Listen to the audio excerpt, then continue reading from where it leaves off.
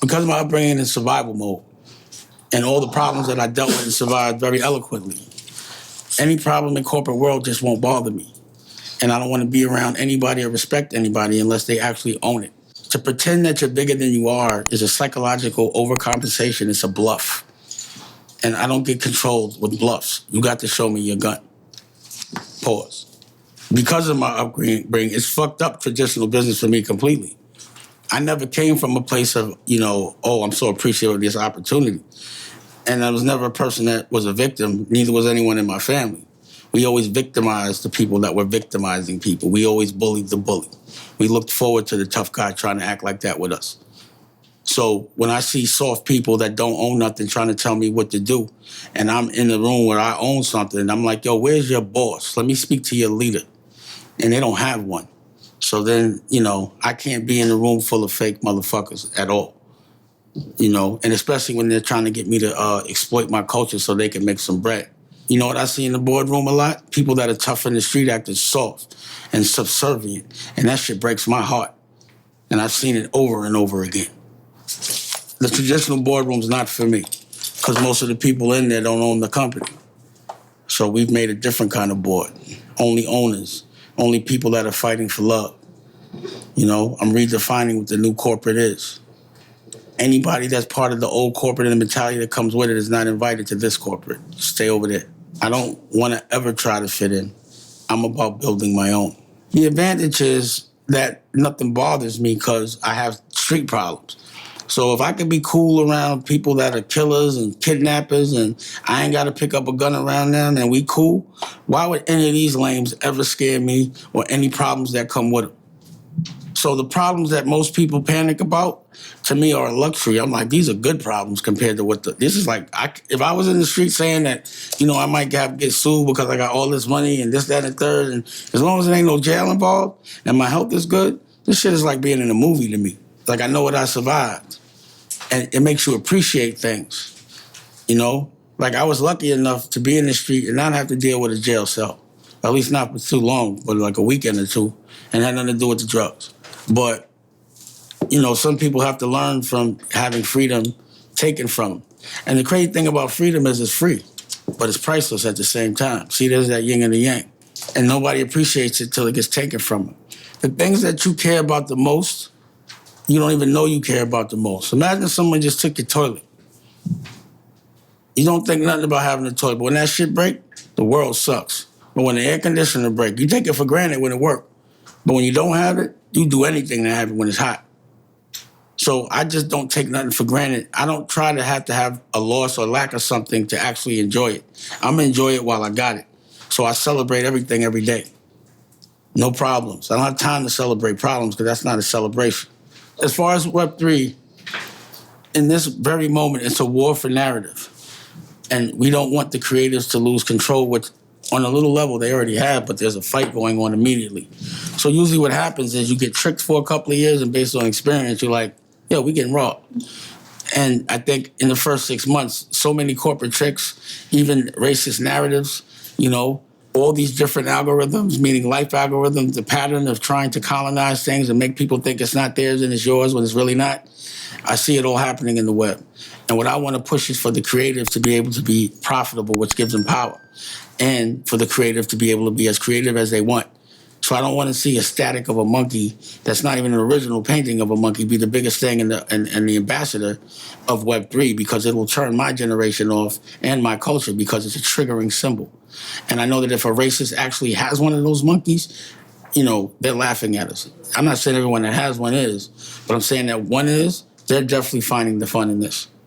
And for me, it's an algorithm. And I don't like it. They're tricking us into believing making fun of ourselves is aspirational or represents some sort of wealth. That's the test, for $1 million where you put a monkey on your chest. I see the TV, the film, the music, everything that has to be tracked going to Web3 because there's full transparency at Web3. And a person like myself that wants to do a lot of things, if you get with the right partners, like I just got with Network for the land, because they can do so many things, they have utility. So anything I want to do that in Oxygen world might cost millions of dollars, because they already have it and it's already existing, I could take the white label and put my shit there. You know, in Web3, your dreams can come a reality a lot cheaper, and you can make a lot more margin. And it's pandemic proof. So if you have a business model right now that's not pandemic proof, see, entertainment is recession proof, but it's not pandemic proof if people have to be in the room.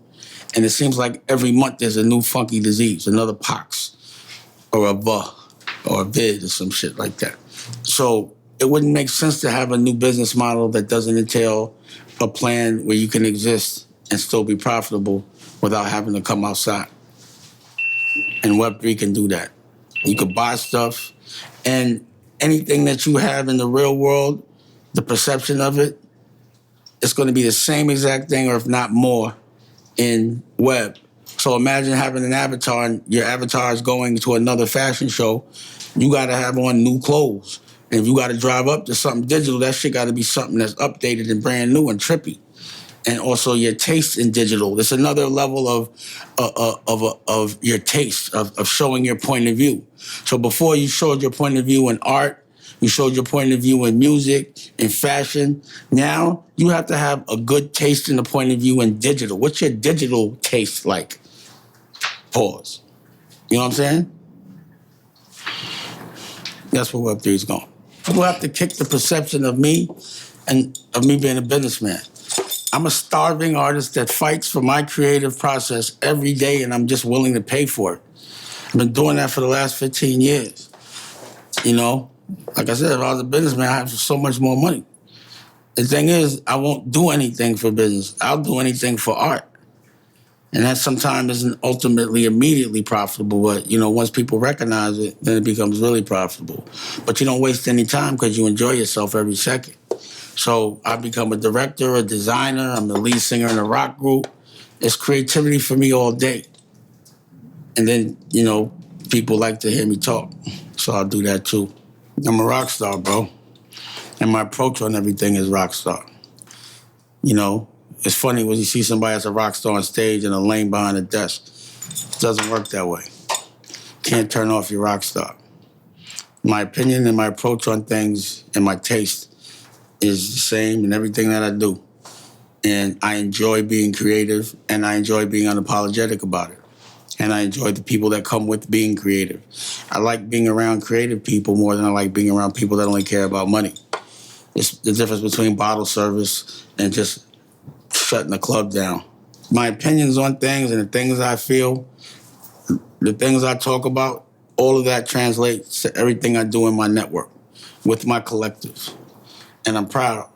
So in this very moment, completed, ready to go to market, I have children's books, I have magazines, I have comic books, I have dramas, I have comedies, I have docuseries, I have albums, I have musical albums, every album's musical. I have musical movies, short films.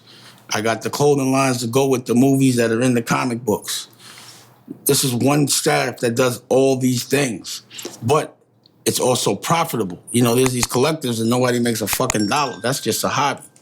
But making a living out of love, that is the trick, and that's an art within itself. Like I said, there's a Dash NFT gallery opening in the metaverse and on Network. And I have my first project with Wildin', and that's a musical art project with the Black Guns, Billy Pablo III. A cool way to sell art and music at the same time. We have the new app launching, Theme Dash Studios, American New. And you'll be able to, before it was a subscription. That doesn't work, it's free now. And you'll be able to get art, you'll be able to get movies, you'll be able to get, you know, magazines, music, everything that I'm talking about there. It's like gonna be a mall. But again, it'll be free. Me just being on the road is brand new. I ain't been outside in about 10, 15 years. So, you know, now that I have a real product and that reflects my point of view, it's time to go outside. It's just like getting elected. You can't get elected over the internet.